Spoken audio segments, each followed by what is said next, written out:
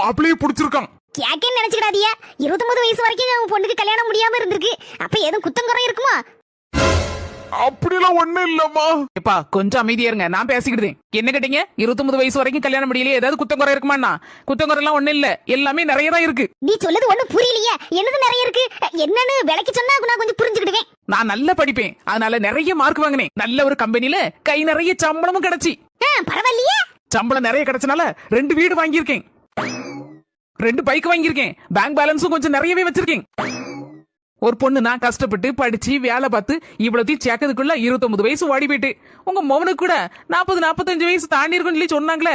உங்க மொவனும் படிச்சிருக்காரு, வேலை பார்க்காரு, எத்தனை வீடு வாங்கி வச்சிருக்காரு, எத்தனை பைக் வாங்கி வச்சிருக்காரு, எவ்வளவு பேங்க் பேலன்ஸ் வச்சிருக்காரு சொல்லுங்க பாப்போம். என்ன கேட்ட கேள்விக்கு பதிலா காணல? வாயை மூடிட்டு இருக்கீங்க. வர வேண்டியது பொண்ணு பார்க்க வேண்டியது, என்னத்துக்கு என்னவா கேள்வி கேட்க வேண்டியது?